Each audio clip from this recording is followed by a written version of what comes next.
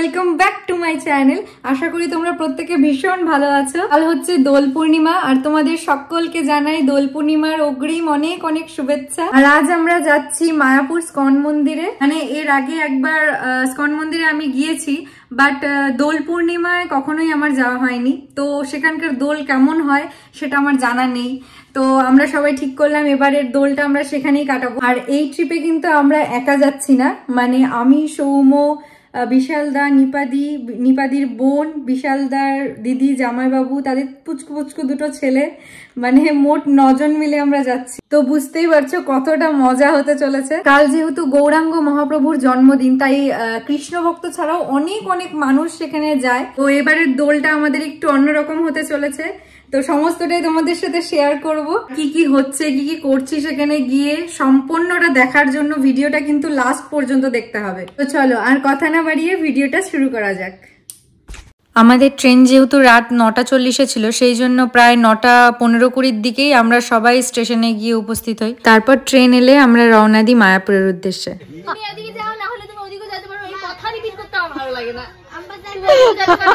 কালকে হোলি খেলবা মন্দিরে।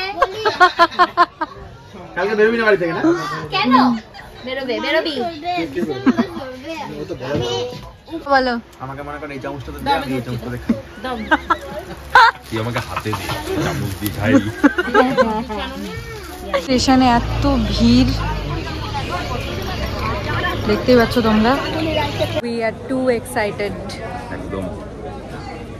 এখান থেকে এখন লঞ্চের টিকিট কাটা হচ্ছে। বিশাল দাদা, নিপাল দি সবাই গেছে।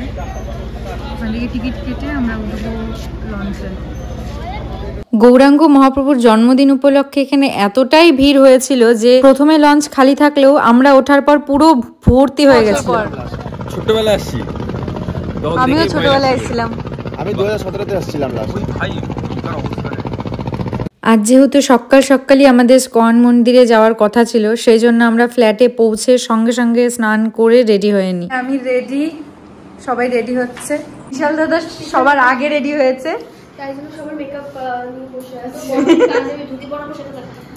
আমার বর স্নানে গেছে, জানি না কখন বেরোবো এখন আমরা এখান থেকে।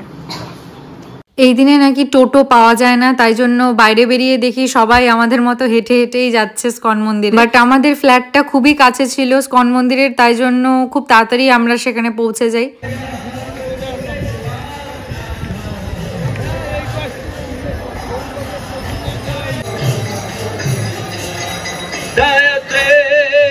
মন্দিরের বাইরেটা যত সুন্দর করে সাজানো হয়েছিল তার থেকে অনেক বেশি সুন্দর করে কিন্তু ভেতরটা সাজানো হয়েছিল।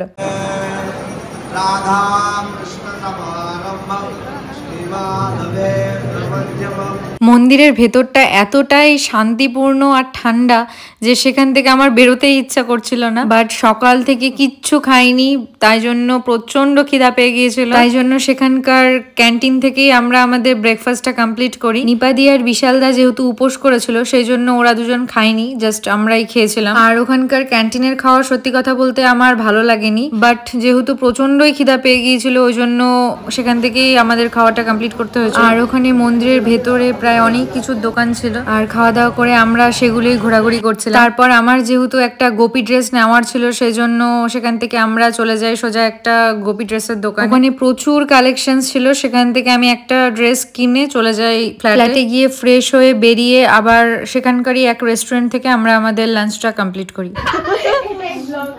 এইটাই তোমার ক্ষমতা।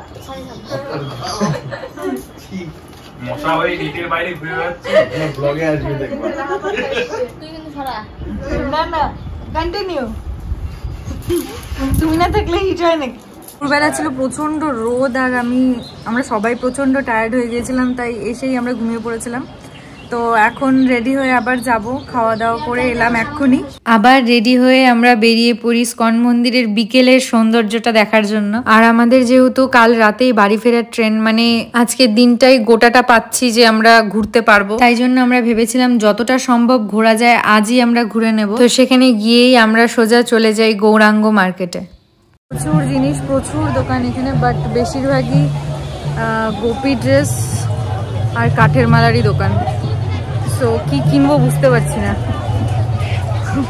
আর জবের ব্যাগের দোকান না, জব করে যে। হ্যাঁ, কি কেনা যায়, কি কিনবো বুঝতে পারছি না। আমরা ভেবেছিলাম সেখান থেকে অনেক শপিং করব, বাট কিছুই সেরকম খুঁজে পাচ্ছিলাম না, তাই জন্য শেষ পর্যন্ত এই দুটো মূর্তি নিয়ে আমরা সেখান থেকে বেরিয়ে আমরা এখন গৌরাঙ্গ মার্কেট থেকে বেরিয়ে ঈশ্বরধান ভবনের দিকে যাচ্ছি। বলি কেমন লাগছে? এমনি ভালো লাগছে, পা পুরো ছিলে গেছে হাঁটতে হাঁটতে। হ্যাঁ, খুব সুন্দর জায়গা, খুব সুন্দর।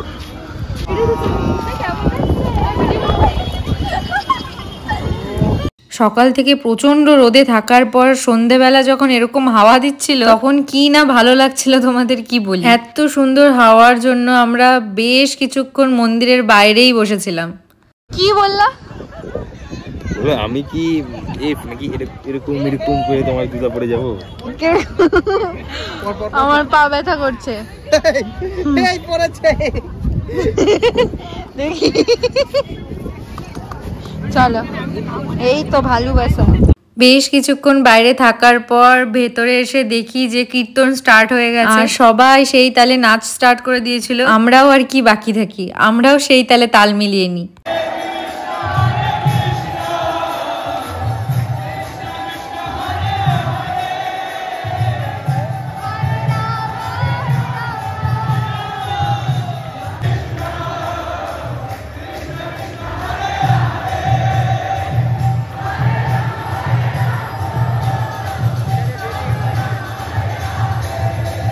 সত্যি কথা বলতে সব থেকে বেশি আমার এখানকার মজাদার জিনিস এটাই লেগেছে, মানে এই যে সবাই মিলে সব ভুলে ডান্স করা, মানে আমার তো বেশ লাগছিল।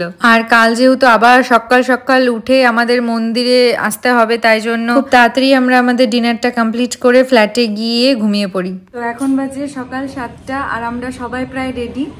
আর এখন আমরা যাচ্ছি বাইরের সমস্ত টেম্পলগুলো দর্শন করতে। নিপা দিদি, বিশাল দাদারা সকালবেলা মঙ্গল আরতি দেখে এসছে 3টার দিকে যে, বাট আমাদের প্রচণ্ড শরীর খারাপের জন্য আমরা যেতে পারিনি, মানে প্রচণ্ডই টায়ার্ড লাগছিল আমাদের।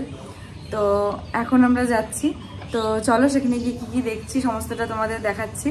পরদিন সকালবেলা রেডি হয়ে আবার আমরা বেরিয়ে পড়ি মন্দিরে যাওয়ার উদ্দেশ্যে। আর তোমরা এখন যে গ্রোপি ড্রেসটা দেখতে পাচ্ছ সেটা কিন্তু ওখান থেকেই কেনা, মানে আগের দিন যেই ড্রেসটা কিনেছিলাম সেই ড্রেসটাই আমি আজকে পরেছিলাম। ব্লাউজ যেহেতু রেডিমেড ছিল না, সেই জন্য অন্য ব্লাউজ আর ওনার সাথেই আমি এটা ক্যারি করেছিলাম। তারপর সকালে ব্রেকফাস্টটা আমরা সেখান থেকেই করেছিলাম, মানে মন্দিরের ভেতরে যে ভোগ দেওয়া হয় সেটাই আমরা খেয়েছিলাম সকালে যে। তারপর আইসক্রিম খেয়ে আমরা চলে যাই নতুন মন্দির দর্শন করতে। সেখানে টিকিট কেটে তারপরেই ঢুকতে দেওয়া হচ্ছিল, মানে টিকিটের জন্য পার হেড 50 টাকা করে নেওয়া হয়েছিল। পুরোপুরি কমপ্লিটই হয়নি ভেতরটা, তাও সেটা দেখতে যাওয়ার জন্য 50 টাকা করে নেওয়া হচ্ছিল। বাট তাও লোকের এত ভিড়, মানে কি বলবো। তবে এটা ঠিক যে মন্দিরটা এখনো তৈরি হয়নি ঠিকই, বাট তাও এত সুন্দর লাগছিল ভেতরটা। যখন পুরোপুরি মন্দিরটা কমপ্লিট হয়ে যাবে তখন কতটা সুন্দর লাগতে পারে সেটা হয়তো ধারণার বাইরে। আর এই হচ্ছে সেই জায়গা যেখানে আমি রিলস বানিয়েছিলাম, তোমরা হয়তো সবাই দেখেইছো। তো যাই হোক, বেশ কিছুক্ষণ সেখানে থাকার পর আমরা আবার চলে যাই ফ্ল্যাটে গিয়ে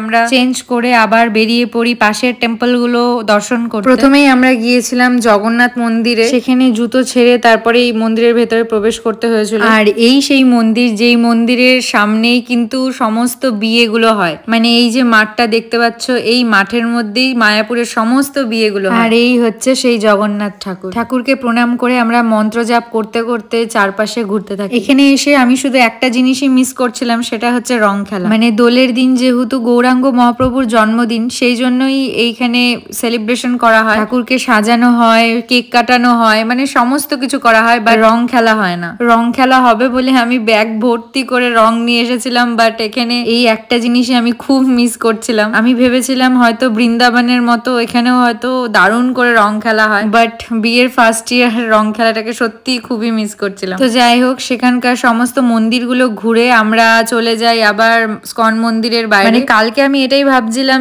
যে কোথা থেকে শপিং করব, বাট সেখানে পৌঁছে দেখি বাইরেই এত বড় একটা মার্কেট বসেছে। সেখান থেকে মা, ভাই, বোন আর আমার বাড়ির ছোট্ট গোপালটার জন্য অনেক কিছু কিনে আমরা আবার ফ্ল্যাটের দিকে রওনা দিই। এখন জাস্ট ফ্ল্যাটে গিয়ে আমরা বেরিয়ে পড়বো ব্যাগ ট্যাগ নিয়ে। তো আমার এই ব্লগটা এখানেই শেষ করলাম। তোমাদের ভালো লাগলে অবশ্যই লাইক, শেয়ার অ্যান্ড কমেন্ট করে দিও। আজকের মতো টাটা।